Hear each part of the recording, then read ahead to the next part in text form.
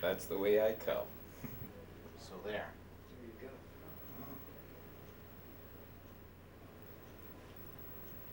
Now, what I should just say for those who are listening that we're going to do a lot of single hairs for Harold because he already has an outline of hair up in here. It's thin, and we're just going to increase some of the density. And just by doing that, we're just going to randomize the individual hairs on the top here. And eventually, as they grow long, he already has a ponytail, so he'll just pull that hair back, and he'll be a Steven Seagal. What do you think? Well, it'd be nice to have some more back there to make the ponytail a little bit thicker. So will we be seeing you in any action pics? Ah, I doubt it.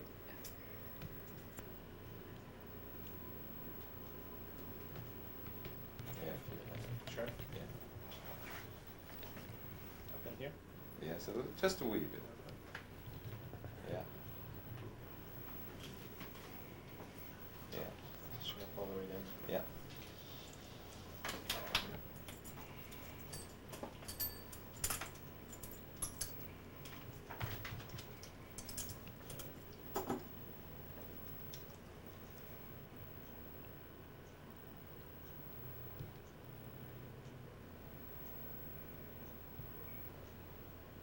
Shouldn't feel anything. The So. buzz of the laser? No, it's just little tweaks I'll demonstrate and you'll see what it is. That's what we call the Rice Krispie moment. Okay, now here's an example. Do you feel anything there? No. Okay.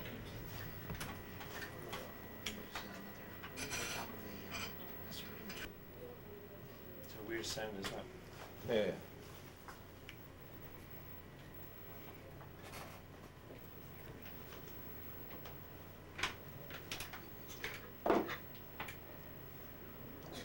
Is that making a slit or a hole? Yeah, just making a little opening, just to ease in some of that, those hair roots.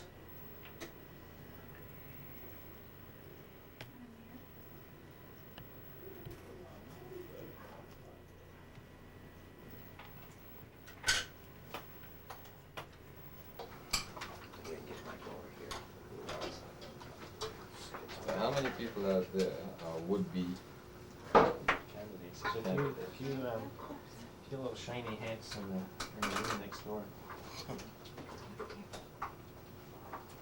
anyway, You're going to say your hair might be damp.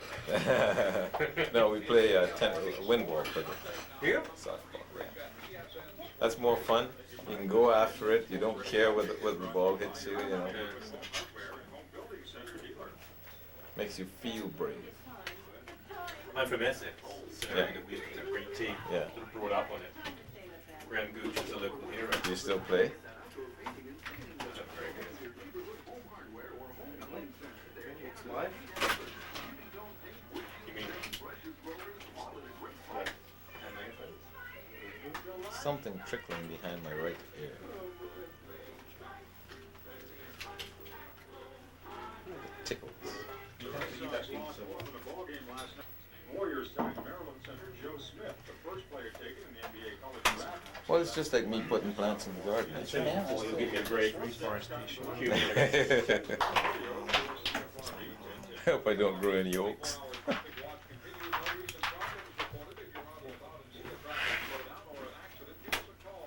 Till Sunday. For reservations, call 364-7570. This is like watching stuff on. Welcome back to the Michael Corrin Show on CFRB Morning, 1010. And, well, we are here. This is the Hair Transplant Live. We're at Hair and Faces International, 2100 Ellesmere Road, Scarborough. If you'd like to come down and watch us looking at this or see, in fact, the procedure on a monitor, you're welcome to do so. Dr. Larry Fremont is putting hair into the head of, you know, that famous weather forecaster, Harold Hussein. This is a fairly small room. There are a lot of people in it. There's a camera crew, actually, which apparently isn't standard practice. And that happens occasionally. There are two, Dr. Fremont and another doctor or technician, working on the head of Harold Hussein. There are two women dealing with what seem to be bits of hair sitting about 3 feet away. a lot of mirrors, a bit of blood, a few sort of medical-looking things that might frighten one or two people, but generally it's a clean and fairly encouraging atmosphere, and Harold is sitting here looking relatively drugged but relatively happy. I suppose those things go hand in hand quite often. Harold, how do you feel? Fine. Yeah.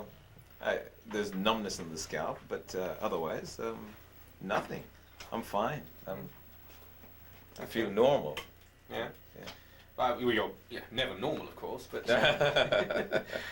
Well, what I can see, and I'm not right over the head, I'm pretty near now, is individual hairs being put into the top of the skull, and it's not as gruesome as some people might think, really. I mean, there are specks of blood as though you had a graze, not even a cut, really, just a graze. The doctors are wearing glasses that look like they've come out of a sort of bad episode of Star Trek, I think. One of the early ones with the Canadian captain. But they're working fairly quickly, and things are changing as I look and speak. It's quite amazing to see this. I mean, voyeurism, I suppose, in a way, but also journalism. It's like being on the Normandy landings, and you go out, you get out of the landing craft and run up there. I'll just report on it. I'm the brave journalist. See if I can get to Larry Fremont, Dr. Fremont. What stage are you at the moment? Yes, good evening. Well, we've actually taken the donor area of Harold's scalp, and we've now dissected most of it, and now we're returning it to the frontal portion of his scalp. That's where the transplant will be. This is just like gardening, and this is we've been underway for about an hour now, just prior to the show starting. And Harold is being watched now by a number of people out in the various rooms in the antechamber and out in the remote building next door. And we're enjoying everything here tonight. Well, you say it's like gardening. Not like any gardening I've seen. But so, what you've done is you've taken his hair from the back of the head where the hair is plentiful, and you're moving it to the front. So in a way, you're removing turf from a very fertile area to an area that's fairly barren. Is that what it's all about? Yes, and I should explain here at this point that the hair from the donor area is not programmed to become bald, so it's safe. We can move those roots. They're different roots than what became bald in Harold's head, and we're moving them to the front. Now, they don't know where they're growing necessarily, so they'll just continue to grow as if they were growing in the back. And whatever physically was there in the back, if it was gray or it was blue or it was green, it will be the same way in the front. Curly, straight, whatever. Now, there are people like Bill Clinton out there and a few John Travoltas that have all their hair, and they'll have it right to the entire part of their life, through their whole life cycle. Except that those hairs that they have are all of the same kind. The roots are exactly the same, and they are not programmed to become bald. In Harold's situation, the apple doesn't fall far from the tree, and I'm sure somebody in his family has had similar type of balding, and they've passed that genetic code on to Harold, and now he's trying to regain some youth. Of course, Bill Clinton has all his hair, but nothing actually inside the skull, no brain, no cerebral material whatsoever. Now let me walk over and, if I can get past the cameraman, and talk to two, I assume nurses. There's two women dressed in blue uniforms. Are you nurses, ladies? Yeah. You are? Yeah. What is your name? Lillian. And what I can see you doing is sort of a very large sort of freezy stick, really, a popsicle stick, and you're cutting up hair and maybe little bits of flesh at the end, perhaps. What actually is going on there?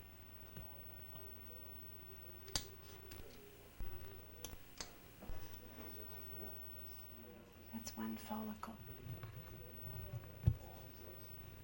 Okay, and what we're doing, we're taking the strip, we're cutting the fat off the tissue, and we're cutting it into 1 and 2 follicles. And then it'll be placed into Harold's head in that area.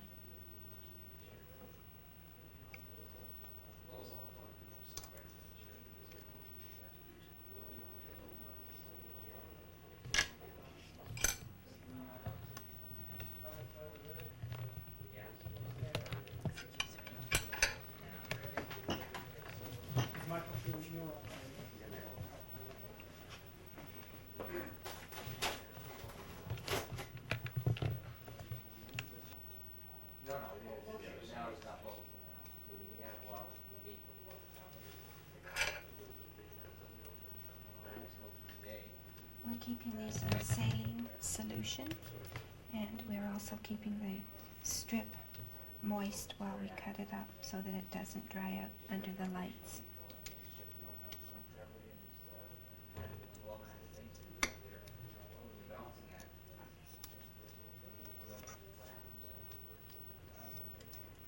This one could be placed like so at the back of the head, or a little smaller to give a more natural look.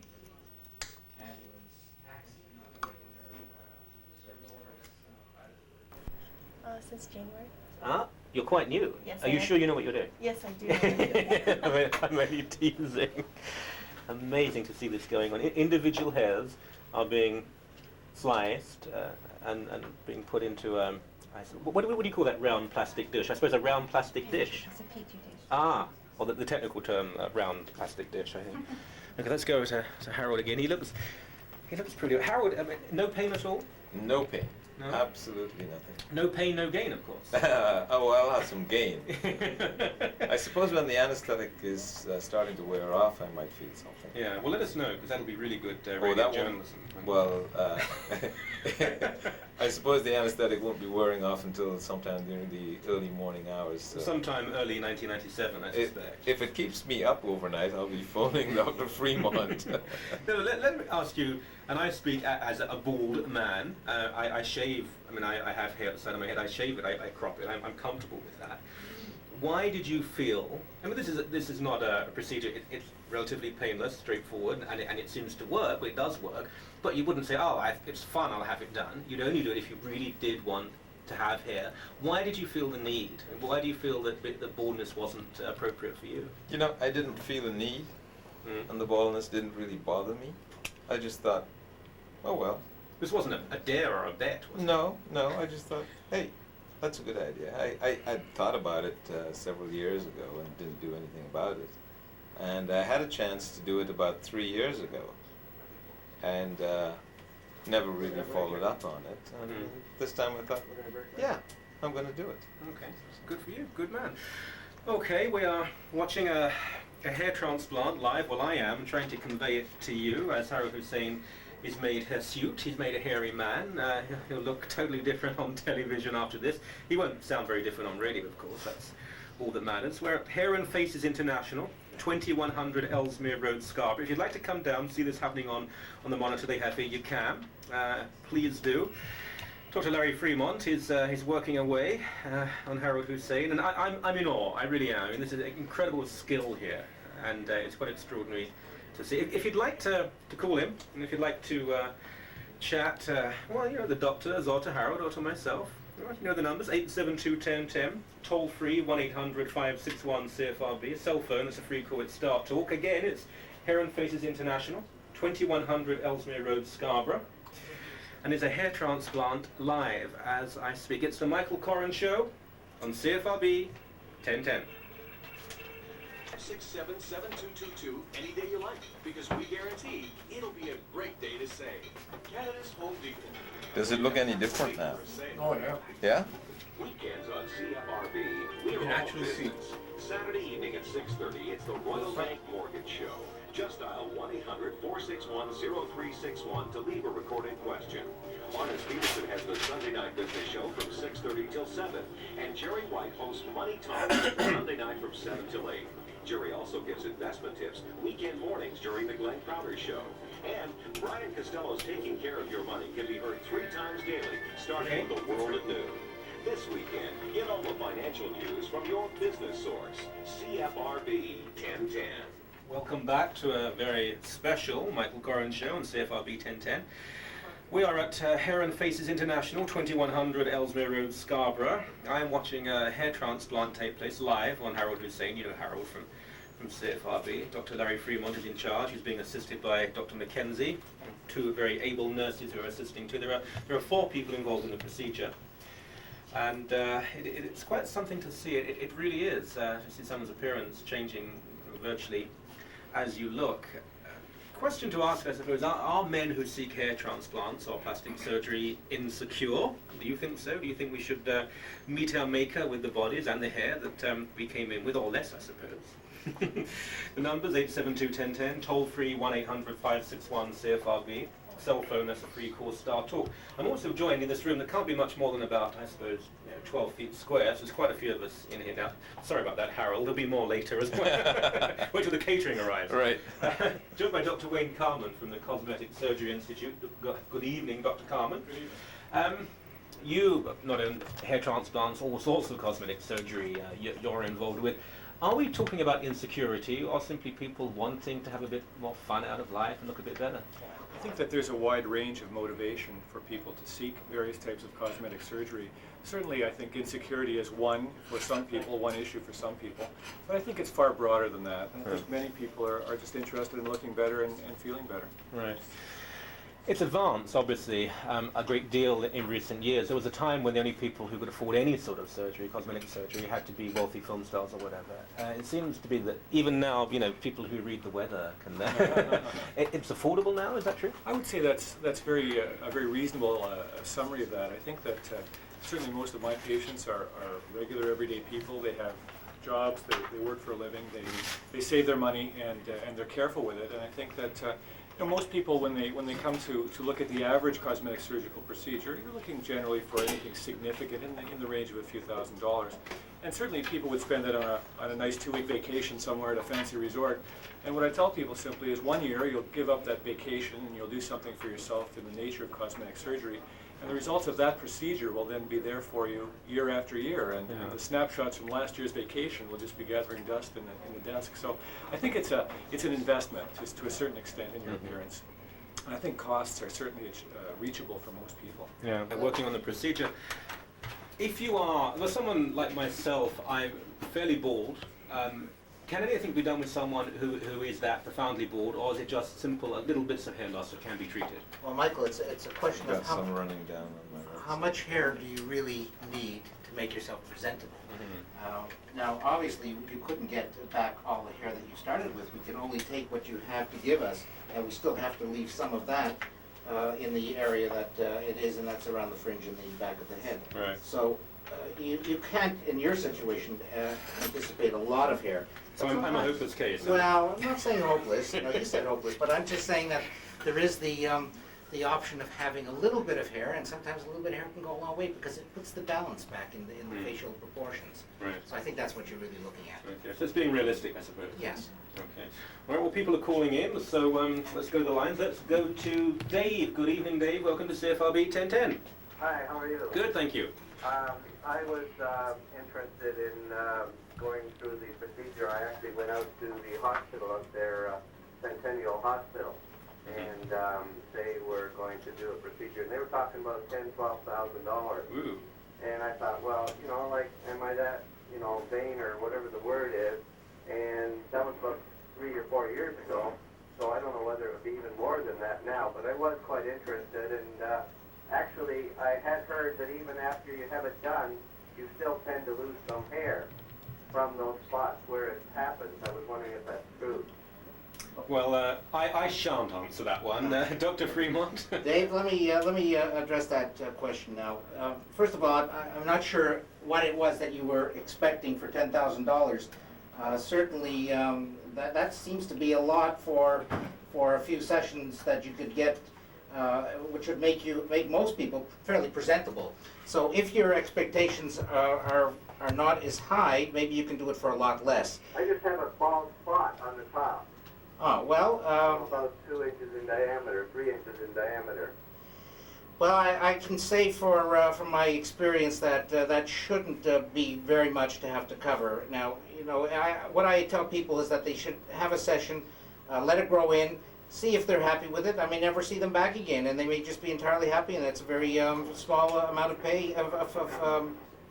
fee to pay for that type of area. Now, if you're interested in having more, of course, you would sit for another session, so there would be additional costs involved. But I think it's up to you to make that decision. Right. Okay, well, thank you very much. Thank you, Dave. Take care. Bye. Let's go to Robin. Good evening, Robin. Welcome to CFRB 1010. Hi. I was wondering one question. If you're actually removing hair from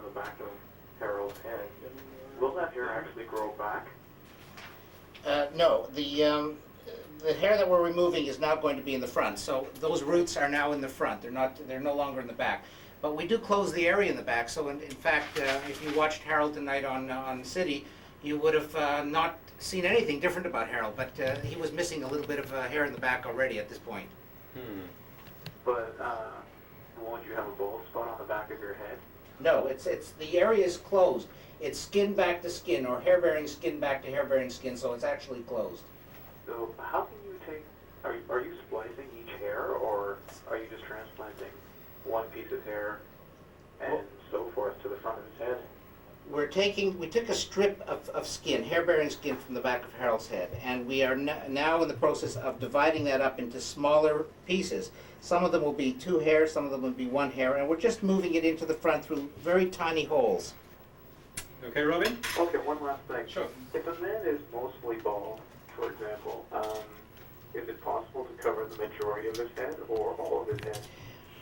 Okay, well, obviously, if you only have a little bit of hair to donate, you could either spread it very far, as you know, in Harold's case, I don't think you're going to see such a dramatic difference over time. He's just going to have more hair, but he's going to sort of look thinning.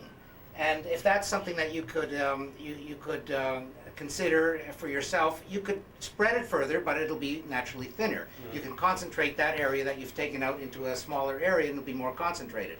Oh, I see. Okay, Robin. Thank you for the call. Time. Take care. Bye. Let's go to Jeff. Good evening, Jeff. Welcome to CFRB 1010. Yes, good evening, fellas. Actually, ladies and gentlemen, I guess my question has already, been answered.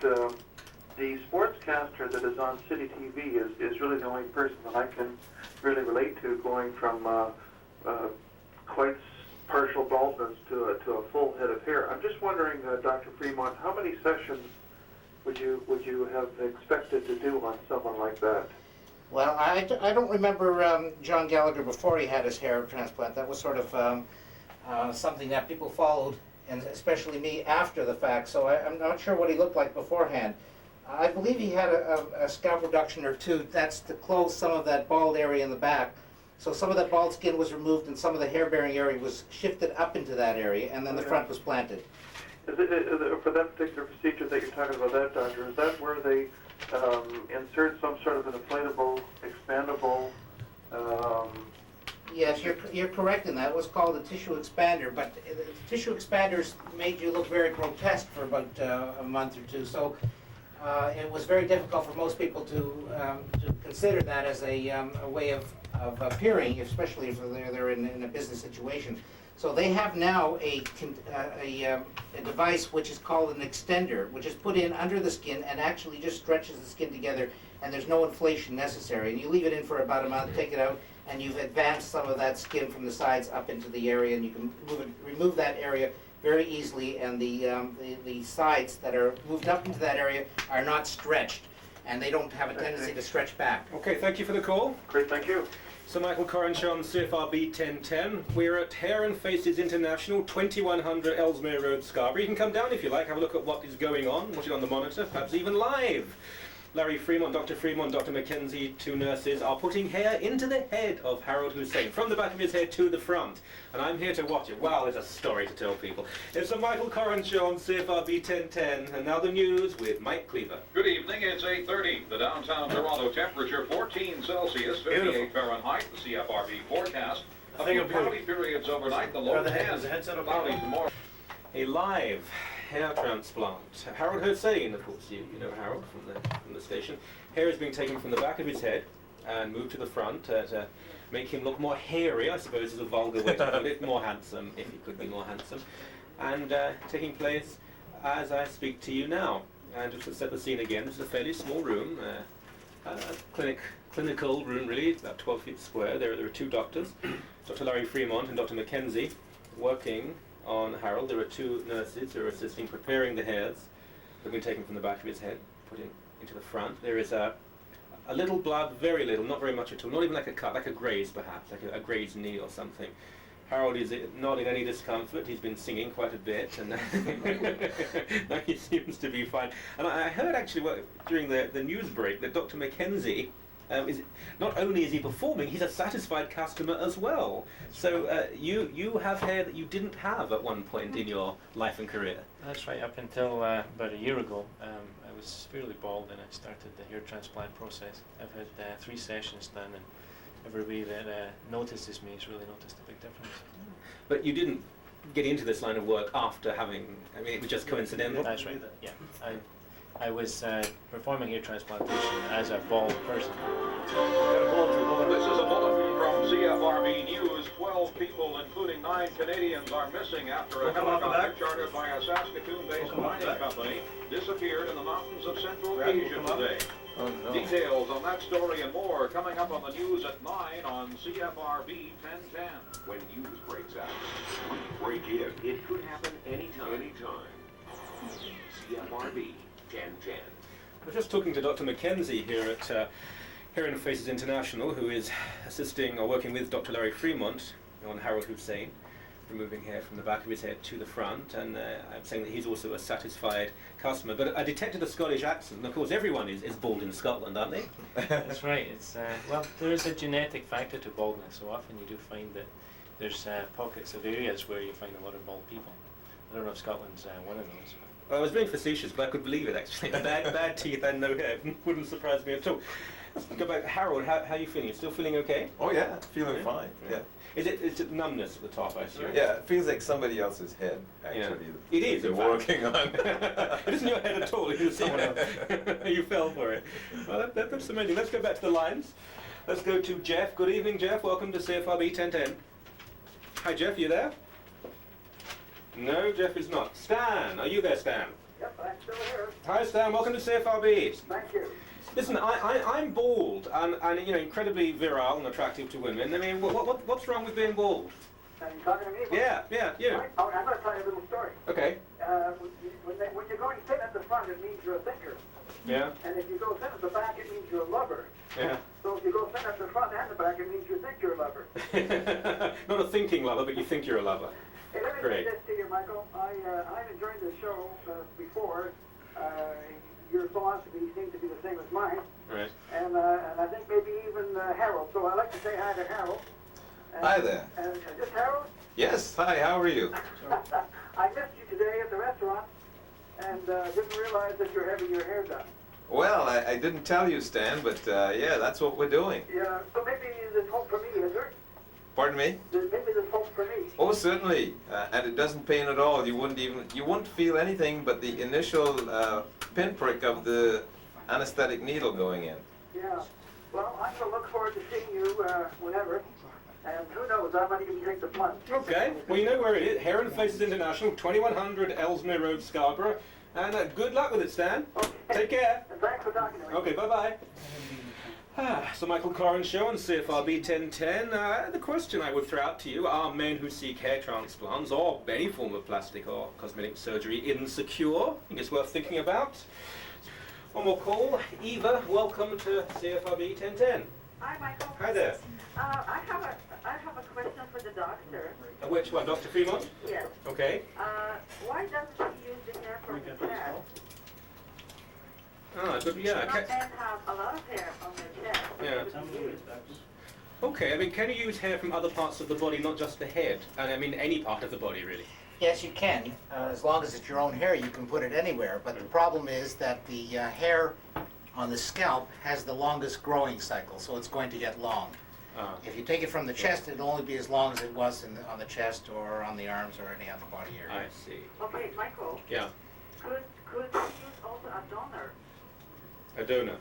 Could you use No, a donor? you can't yet use somebody else's skin because you would have to take some drugs in order to suppress the immune response. All right. And that is sort of dangerous. It's okay if you're doing a heart transplant or a kidney or another organ that is vital. But for hair, it's not a vital issue, so you wouldn't want to take a risk of taking a drug. Okay. Thanks for the call, Eva. Thank you. Bye-bye. Bye. There's an extraordinary scene, of course, in Les Miserables, the novel, where a woman has to sell her hair to a wealthier woman because she's in such poverty. But that's not happening here, I assure you, at Hair and Faces International, 2100 Ellesmere Road, Scarborough, where Doctors Fremont and Mackenzie, assisted by 2 very able nurses, are going to make Harold Hussein a profoundly hairy man. Let's go. 1010. Hello. Hi, Betty. The lady ahead of me pretty well took what I was going to say, but I was going to ask about a beard. A I beard. have a son-in-law who has a beautiful curly beard and very little on the top. Okay, I think the problem is that how would you cover the